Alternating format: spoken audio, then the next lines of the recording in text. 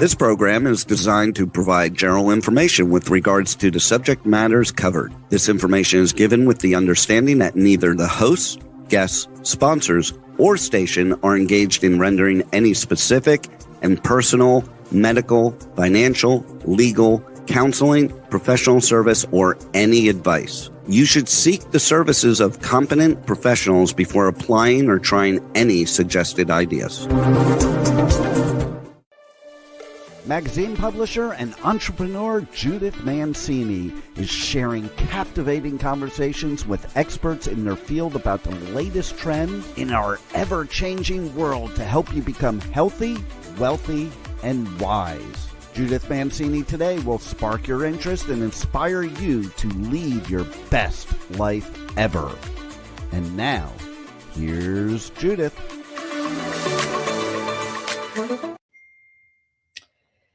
Hello, everybody. Welcome to Judith Mancini Today. I am Judith Mancini, and I'm happy that I'm alive. So this is a blessed day that we have been granted, and some people in the Middle East are not so fortunate. But I want to quote Margaret Atwood, because I think this sort of explains what goes on behind the scenes. War is what happens when language fails. Now, for all of you who are totally against this, I guess we're calling it a war now because of what has been happening in other countries over there in the Middle East. The Iranians didn't want to chat with us. And Donald Trump was very serious when he was trying to talk to them and offer them different things to maintain peace. It was simple. Quit attacking us. Quit attacking other countries. Get rid of the nuclear bomb. Do not have any kind of anything to do with uranium and enriching uranium or anything else. But they did not want to talk. There was some intelligence around, that's what they have said, and I don't doubt it, because we couldn't survive without our intelligence forces. And they were telling President Trump that an attack on the United States was imminent. Now, let me ask you, Democrats, you don't believe that? You don't believe about that man who shot people just the other day and had something that said, like, I'm a product of Allah, something like that. I can't remember all these things. There's too much going on. There are people who have come over here when we have not had secure borders that are in favor of getting rid of anybody who is not Muslim. Now, I don't want to criticize anybody's religion, but I do not understand a religion that is so full of hate that they want to murder everybody. I'm beginning to think that there are more people here that are into hate than to love. And I'm talking specifically about the people who have come from Iran. And remember when the Shah of Iran was deposed and we helped him escape to the United States? They had, most of those people who came over had young children who came with them and grew up here. And I believe they were radicalized. A lot of them were radicalized. Now, not all of them. I have a great many friends who came over from what was Persia, with the Shah of Persia, the Shah of Iran. He was the head of Iran at the time, but it was called Persia. And to this day, many of the quote, quote, old timers that came and were granted protection over here in the United States still refer to themselves as Persians. The Middle East, that entire area over there goes back to biblical times and before the Bible, actually. So if you really want to read the history of it, you need to go back and study that kind of history. quite frankly, I start and I stop because I read the Bible, but there's a lot of history books, numerous ones that have been written about the times before Jesus and what happened over there. So if you're really interested in that, I urge you to go read. Now, you have to think about history. The Iranians and Muslim thinking with killing other people, they weren't the only people who did that. In Christianity, the knights went around and killed people for religious reasons. Sometimes I wonder what's the matter with religion. Do they all have to think about just killing everybody that don't think the way they do? And now I'm going off on a rant because I had no intention of speaking about that. What I want you to know is we're perfectly within our rights to protect ourselves. Right now, there's another vote coming up in the House. It was voted on yesterday in the Senate to end this and say it's illegal. And that's the basis of this bill that they're trying to pass. The Democrats have passed another bill, and the two are intertwined. First of all, they don't want Trump to be able to have any kind of authority as president of the United States. All they can think about is hating a man who has done nothing but good since he's been elected twice, in his first term and his second term, that being now. And they go on and on. They don't care that they're Iranian people running around undercover that have tried to kill him and have threatened to kill him. So I want you to think about that. I want you to think about what has gone on, and these people with Homeland Security and all that are not getting any paychecks. The people who guard us in many ways, they're not getting any paychecks. How would you like to go home and tell your family, we're sort of handcuffed, we have to go to work, and yes, our lives are on the line, but I can't give you any money because I don't have any money. I have to use it for gas in the car and food for you, and I can't give you any extra money. You're not going to be able to drive your car. We have to cut back on expenses. I don't know about the second payment or the third payment for our schools for the kids, or that they need a new pair of shoes because we're not getting paychecks. Well, thank you very much, you damn Democrats. Now, I'm not against all Democrats, just like I have friends that were Persians and Mexican and Italian and German. I love everybody that I know. I don't have anybody that I hate in my life. But some of my friends are Democrats and they're against this. I've tried to talk to them and engage them in a serious conversation, not an argument. And they are so stubborn, they don't want to hear. They just say, oh, that Trump is horrible. And you know what? I think a lot of them are jealous for his success.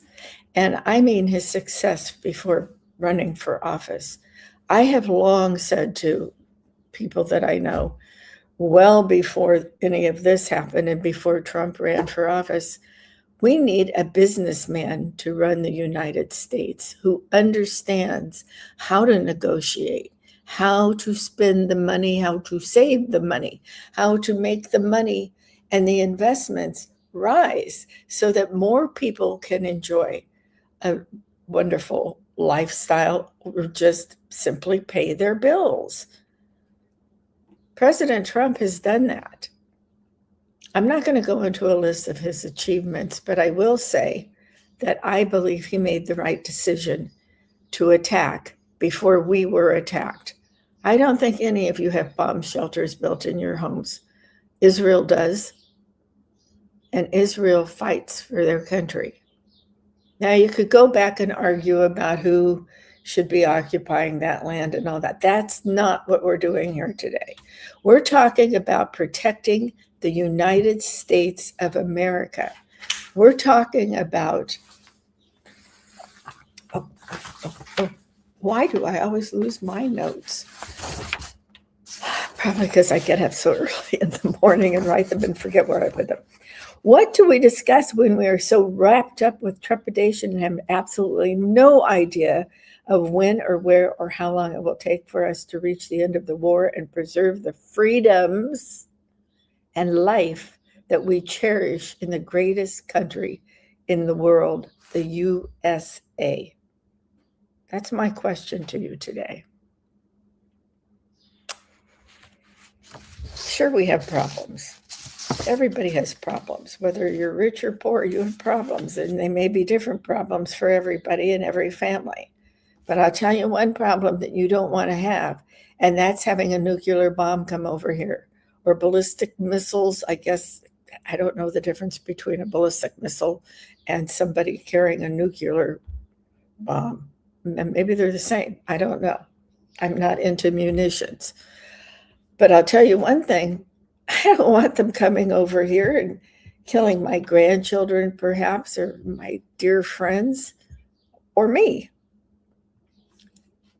I want us to be protected. Now, I felt better when the borders were closed, not because my friends were not permitted to come in. They were coming here legally. And I've told you the story before how I helped get my housekeeper citizenship here when amnesty was declared for people coming across the border. So I don't know, am I stupid because I love everybody? I don't think so. I think that that makes life worth living, wanting to take care of other people and understanding them and learning about them. Well, unfortunately, we've had a couple of presidents who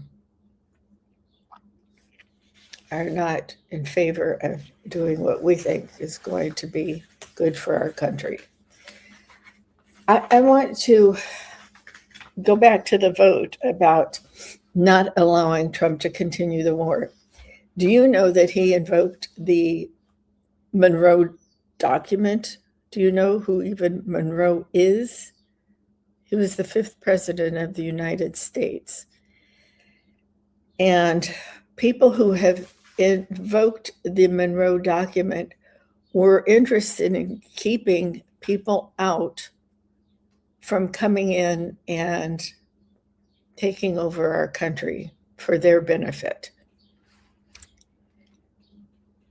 People who have invoked it are Ulysses S. Grant. You know these people. I'm not going to explain to you who they are. Ulysses S. Grant, Theodore Roosevelt, John Kennedy for Cuba. When the Cuban crisis came up, I remember that. My goodness, in first year or second year of high school. Excuse me. And Ronald Reagan, when Grenada happened, that's when my kids were just entering high school. So the Monroe document was meant to keep people out, and that meant that we could send troops and airplanes and things to Grenada or take care of ourselves fighting Cuba if they were going to send people over here to take over our country for the USSR. So we need things like that, and that's what they used, and therefore there should not even be a vote being taken.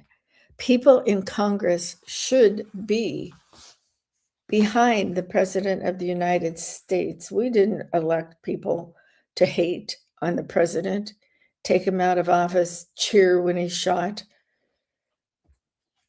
You are damn lucky to have him as president of the United States when Iran was so busy building nuclear weapons.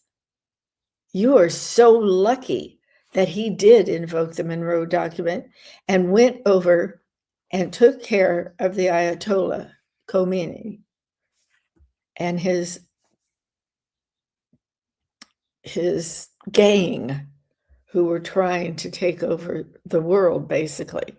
Now, you know, excuse me, as the war is progressing, and we've just now begun calling it the war, And the reason is Iran isn't just trying to fight Israel and the United States. They are even bombing and firing missiles and killing people, civilians, in civilian spaces in countries that used to be friends with them, that have never done anything to them. They are bloodthirsty and they deserve to be stopped. This is the greatest alignment of people fighting for freedom and protection ever between Israel and the United States. It's kind of it is an amazing thing that we are working together and trying to rid the world of this terror, people that do nothing but commit atrocities. So now we need to figure out not only how to stop the bombing and all, but we need to help the people that have been protesting in the streets of Iran. And I'm talking about mostly 20-year-olds, people in university, if there is a university left, but they're of that age, and women who have stripped off their hijabs. We want to help them find a leader that will think how they do, who want more of a democratic society, who want a say in their government, in their schooling, in women's rights. So we have to be very careful who does go into power and what they're going to do, because we definitely, none of us, including me and including the president and his advisors and cabinet and all, we need a leader who thinks more like democracies. Excuse me. Finally, the United Kingdom, the British people, the Prime Minister stood up today and said that he would support us. Now, an interesting other thing that happened today in my mind was that Ukraine, Zelensky, has said that he will return some of the munitions that have been given to him by the United States if our stockpiles are running low. And President Trump has already given the orders with Pete Hegseth and all the Joint Chiefs and all to up our production, speed it up of munitions for our own safety. Now, don't get nervous. We have plenty of munitions to protect ourselves, but it's never too late to build it up again. So speaking of building up, how do you like the price of gas? Well, I took my husband to the gas station yesterday, and we moved to the desert, the Coachella Valley in California, almost 2.5 years ago. And gas prices here were lower than they were in California. Now, I am not aware of any gas underneath us here in the Coachella Valley, but I'm beginning to think I might be wrong, because more and more gas stations are being built here, and they're being built by the Indian tribes. I don't know if you know this, but the Indian nations, a couple of them different tribes, own a great deal of the Coachella Valley. The Coachella Valley, for people who don't know, is where Palm Springs is, La Quinta, Palm Desert, different cities like that in the desert. It's long been a place where people in Hollywood would go to recoup during the winter with the great weather down here, and they could swim and play golf. And we live in a place called Cathedral City, which is a wonderful enclave, and it's starting to be built up a little too much in my mind, because I like it the way it is. It's more like a village. It's not everything in one place, but there is a beautiful old building that they designed like a cathedral here. So what I want to say about that is, I don't know what I want to say about that. The gas situation. The gas situation is going to become dramatic in California, particularly. And California's always had higher gas than almost anywhere in the United States. One reason is because Governor Newsom has so many taxes on it. He just loads it up. So you could see $7 gas. And there could be a gas shortage because who knows what's going to happen. It's really a bad thing. Here in the Coachella Valley, there must be gas underneath us because natural gas, I would assume. I don't know. I don't know what's going on, oil or whatever. I'm going to have to really get into it because I don't understand it. But we are paying $4 a gallon, where in some places people are paying $5, $6, $7. And I told my husband we're going to go top the tank off, because here's one thing during emergencies that you always should have. Not just your to-go bag and your water and food and medical things, emergency medical things. You need to have transportation, and you need to have your tank topped off at all times. So if you're getting close to empty, you definitely have to go gas up your car. And if you're not close to empty, but you're only half a tank, do it anyway. Now, this is not the first time we've been short of gas in the United States. In the 70s, we were very short of gas. And they instituted a program where your license plate was your ticket into the gas station. And they had a day for odd numbers on the last number or even numbers on the last number. And you couldn't get one. And if they caught you, they'd give you a ticket. So that's how they did it when they were short of gas in California at one time. Let's move on a little bit about who's in power and who's not in power. There goes my phone again. I rue the day that I got this little laptop, which they just used their AI intelligence at Apple to redo everything on your computers and your laptops and your phones again. Every day you get up and you have something new. So here is, a lot of people have asked me and others to know what the Gang of Eight is. You often hear it on the news, the Gang of Eight, the Gang of Eight. Well, it's pretty interesting to figure out and pretty easy to figure out that the people are in Congress, all right? They're the leaders of Congress. So I'm just going to tell you this so that the next time you sit down and you have a martini or a glass of wine or a beer or a Coke, Coca-Cola, something like that, and somebody says something, well, what about the Gang of Eight? What do you think they're doing? And they asked this and they said this. And okay, so Congress has the U.S. House Committee on Intelligence. And this is, I'm reading to you the 8 people who are considered the Gang of 8 members. The House, where the House Committee sits, is Rick Crawford, Republican, is the chair of the Committee on Intelligence. And Jim Hines, Democrat, is the ranking member. That means he has the most seniority, all right? That's how he became the ranking member.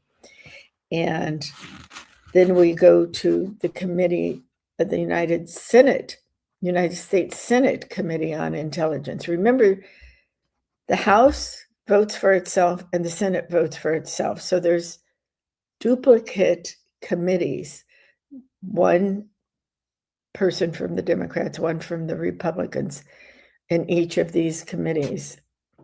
And that's how they take care of running them all the time. So the Senate Committee on Intelligence is Tom Cotton, Republican, is the chair, and the ranking member is Mark Warner, a Democrat. Now, those two people are often on the news and giving short press conferences, presses. The other two on the House are not so much on the news, so you may not have heard of them unless you're a news junkie and you just have a television on constantly or something like that, like Rick Crawford and Jim Himes on the Gang of Eight for the Committee on Intelligence. Now, the U.S. House also has Mike Johnson as Speaker of the House, and he's a Republican for once in a long time, and Hakeem Jeffries, Democrat Minority Leader. Now, you'll hear both of those people giving pressers on television continuously because they're the spokespeople for the House of Representatives, your Congress people. Mike Johnson, Speaker of the House, Republican, Hakeem Jeffries, Minority Leader, Democrat. And in the Senate, you'll hear these people, and you probably know their names too, because they're doing the same thing. Lots of pressies and pressers and full-scale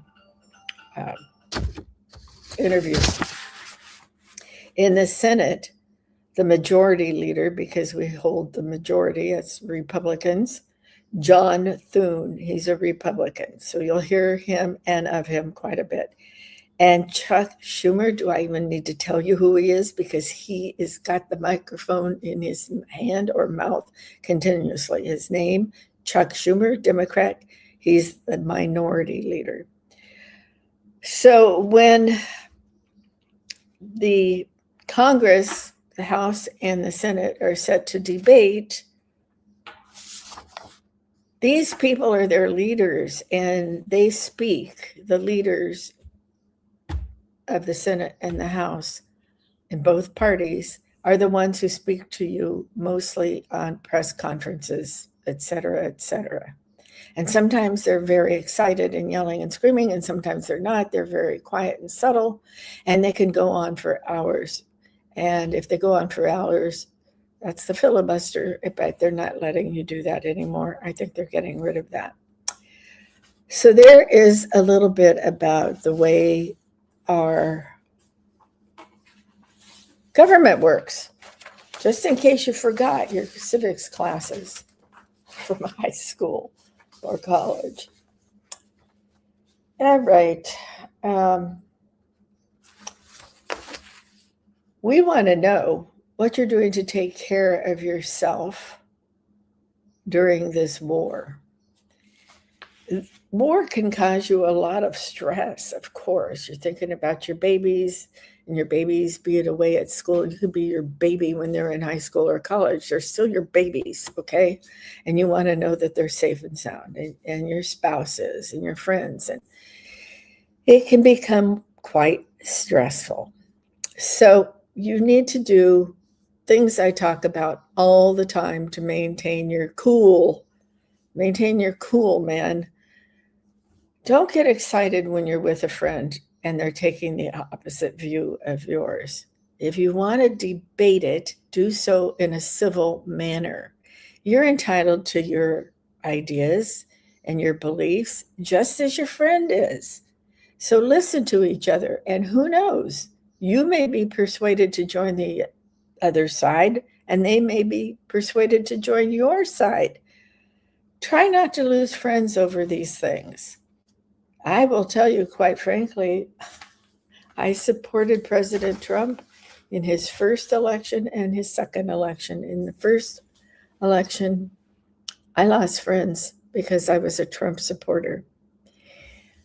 I don't think I lost any business. I was really podcasting quite a bit back then. But I did lose friends, and friends that also I treated very well. They were not just friends, but they knew my children, and I knew their children growing up. And I'm speaking specifically about one couple. I entertained these people quite a bit. I let her use our home in Beverly Hills as a crash pad when she was decorating other people's homes. So she would come up from the South beaches down in California, like Laguna Beach and all, and she would stay with us, and I never thought a thing about it, even though I was writing giant checks to her to help me with decorating my house. I thought we were good friends. And her husband, I thought, was a good friend, and her kids. But all of a sudden, when we declared we were Trump supporters, we were cut off. Well, saved me some money, obviously, because I wasn't using her to help me decorate anymore. But it broke my heart. Really a sad, sad thing. Now, they were from the entertainment industry, her husband was, and my girlfriend came from a nice family, went to a great girls' school here in town, and one of her best friends was a very successful television actress, and her father was famous. And at any rate, these people all hated Trump. They could never give a reason why they hated Trump. Another person that I lost, and I didn't mean to lose, was a business associate who had become a very good friend. I think, when my husband and I got out of the industry we were in because we were close to retirement age and all, et cetera, and I sold my business and all, some people just vanish, and that's because they don't have the time to talk with you because they're still working, or they might want to ask you a question and you're happy to answer them. But those kind of friendships come and go, and that's quite normal. And you're still friends. You can still text each other and talk on the phone and help each other through really tragic incidents. And that's fine. But the ones in business who hated Trump so much, I had later found out that they tried to start their own businesses, and they were unsuccessful. And they had tried to sell something to Trump or do something with Trump, and Trump didn't like their idea. I mean, he's brilliant. That's why he's so successful. But he didn't think their idea was so brilliant. So that's why this person started hating Trump. And then he turned his family against Trump. And then he tried to tell me, well, you know me now, I'm pretty outspoken. I wasn't having any of that, so we weren't friends anymore. And it was pretty sad for me because I knew their parents. This was a close business relationship, and it was difficult for me to understand why they would suddenly not like my husband and me over their business decisions. But there you go. People have their reasons and their dislikes, and most of them are fools. Okay, so that's that. I am worried about the safety of these people like Trump and our Speaker of the House. Or don't forget that we had Steve Scalise shot on the baseball field when they were playing the game between the Senate and the House years ago. They almost killed him. He was a goner for sure, but his cohorts dragged him off the field and they tackled or shot, I can't remember which one, the perpetrator. This is a dangerous business our elected officials are in, and we need to appreciate them more. They don't have easy jobs. I'm wondering what's going to happen with some of the people who have told us that they're communists, and they put all sorts of fancy words in front of them. I'm a democratic Communist? What the hell is that? And I don't know. What's wrong with these people? Why would they want to elect Democrats? So rent is now higher instead of lower in New York City?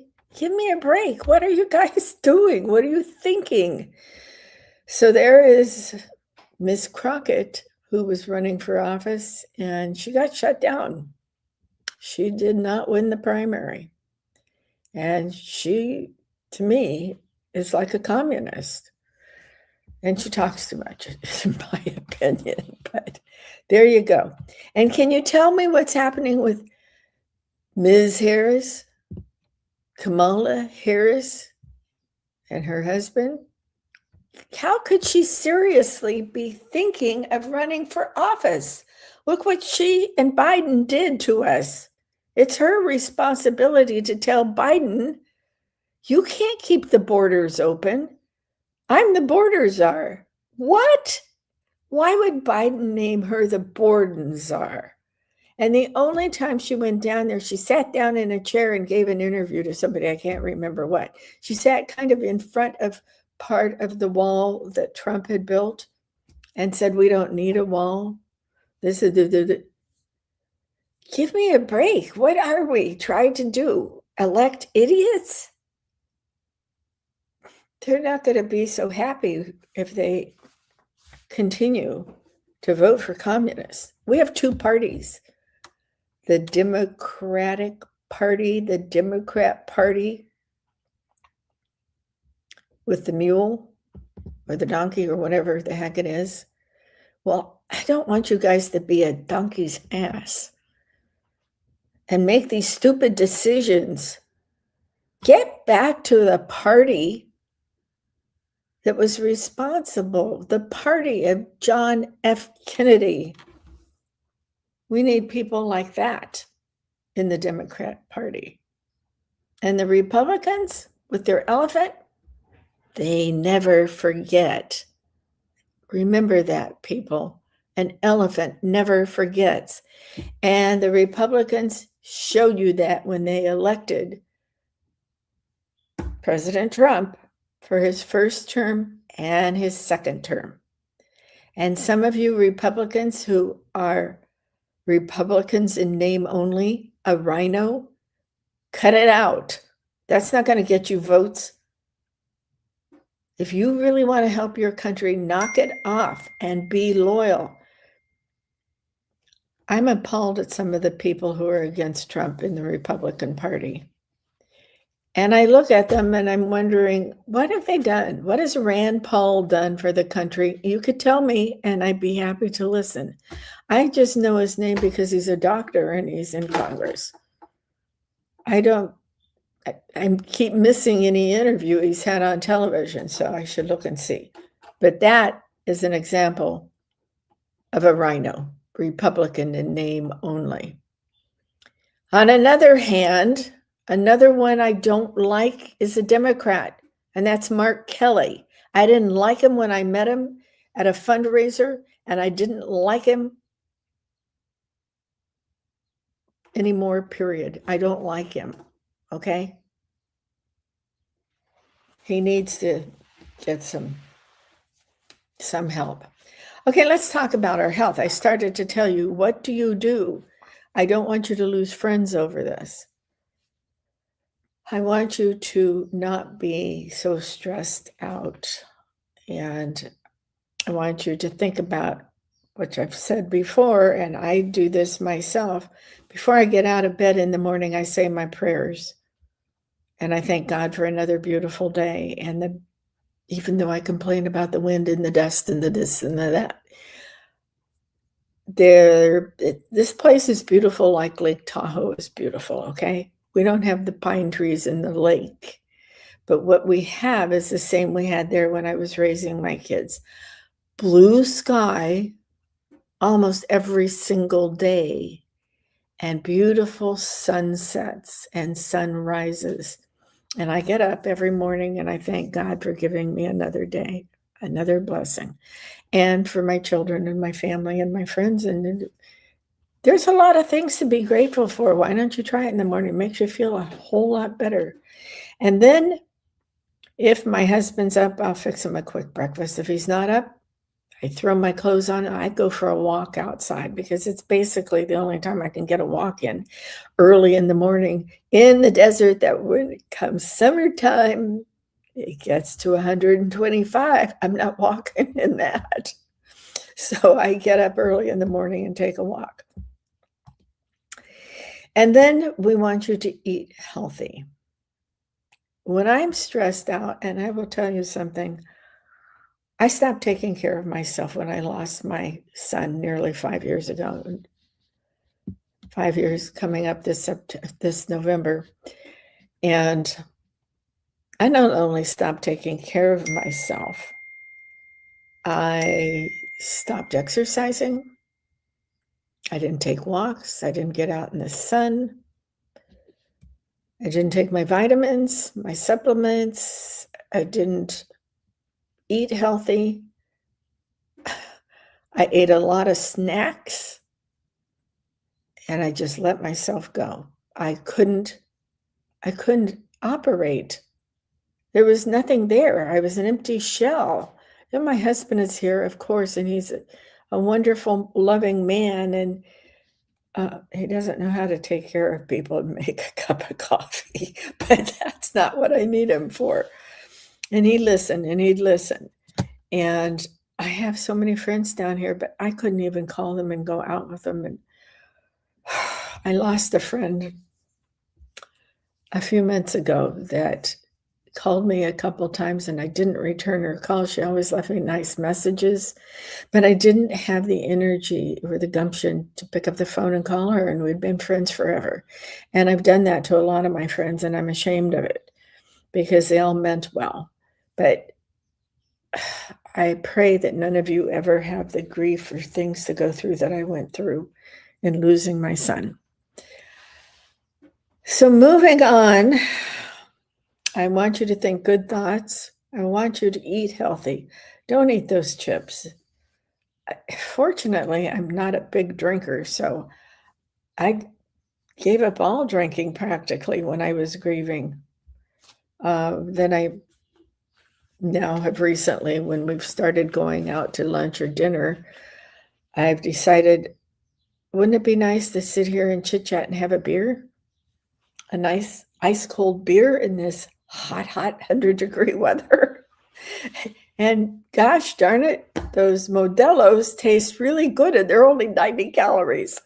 So I went back, and there is this wonderful Mexican restaurant and butcher shop and little grocery store about not even a half a mile from our house. And I discovered it. I buy all my meat from them. It's all grass grown. They're the friendliest people. I just love them. And they not only have the butcher shop with everything fresh, but they also have handmade tortillas that you can buy. But then they have a refrigerator there that you can buy things that you can buy in Mexico or someplace else, but you can't buy at any of the great big grocery stores around here. So you go through that and you find your salsa, you find maybe your Coca-Cola from Mexico, which if you haven't had one, you better have one, because they're totally different. They're totally better. And then they have this marvelous restaurant. It's very healthy eating, very healthy eating. So I started eating again. My problem is I never stopped eating again. No, I eat very healthy. And we try to have a protein drink for breakfast. And then we have our fruits and vegetables and meat protein and fish protein, and all later in the day with getting all of that in for us. So it's better to cook at home than it is to go out, especially if you have kids, because you know what you're putting in your body. And some of the things you eat can stress you out. Oh, what would be better than mashed potatoes and gravy or something? But that's not going to help you. If you're going to eat a potato, eat a sweet potato or a yam. They're very similar, and they have lots of nutrients in them. And your kids love them because they're naturally sweet. Don't forget, give your kids something fun for breakfast once in a while. Make them a smoothie that has a little bit of protein in it, protein powder. Protein powders are a little bit expensive in my opinion, but they will replace your bacon and eggs. How many of you give your kids sugared cereal and oatmeal and the false advertising on oatmeal, even on their round Quaker Oats box that used to say reduces cholesterol? Baloney, of course it did. But it wasn't the oatmeal that was doing it. It was because you gave up beef and 20,000 eggs a day. It's because you were getting cholesterol from other things, not because they did. That's false advertising. So you want to look at your labels and be sure that everything's okay. And why don't you write down a week's recipes or an idea for a recipe? You could do all sorts of things. You could do Thai food one night. Thai food is pretty healthy if you don't just fill up with their beautiful noodles. They have lots of vegetables in it. Of course, my favorite is Mexican cooking, but also Italian cooking. There's a reason these people are healthy.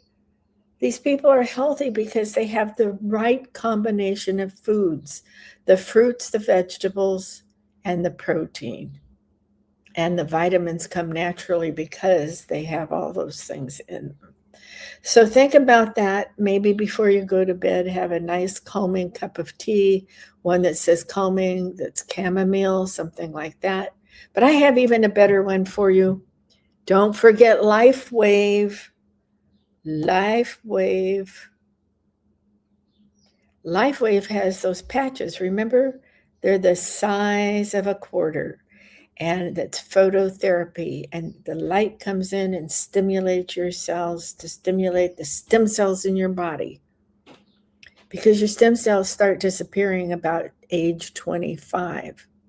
So every day I get up in the morning and I put on an X39, and I put it in various positions. I have mine on the back of my neck right now. X39 is for general health, well-being. And another one I use, and I used it the other night, my thoughts were racing about the war, and I have a 20-year-old grandson, thinking about him, and he shattered his heel on a motorcycle. I told you, don't ever drive on motorcycles. Thank God he had a helmet on. But he wants to be a fireman or a Marine, and I don't think he can be. That's how badly he shattered his heel. So, pain, we have an ice wave that takes pain away. I put the X39 on my husband to fix his shoulder. It's totally fixed. I put it on his leg. He gets edema, a little bit of swelling because he doesn't walk around and get the circulation he should. That helps him. And then there's Eon. Eon is spelled AEON. It's a patch that acts to help you have a more tranquil state in your body and in your head. And sometimes I put it on at night to stop that, thinking about what I need to do, what the war needs to do, what is, all sorts of crazy things. Sometimes I put it on during the day because I'm doing work and I have so much paperwork. I don't know. It's not stuff I can put on the computer. So that's what I do, and that's what I want you to do. And just get on that lifewave.com, and it'll tell you to sign up or not sign up, or where you can find more information on the company. It's even a little business offer for you too, if you want to do that. So you have your choice, but I'm telling you, even if you don't want to get into the business, or you don't want to order a patch now, please, I'm urging you, look at lifewave.com so you'll know what this company is about, because it's a remarkable, remarkable company that will help you greatly in your life. Thanks for joining me today. Remember, cherish yesterday, dream tomorrow, and live today. Thank you.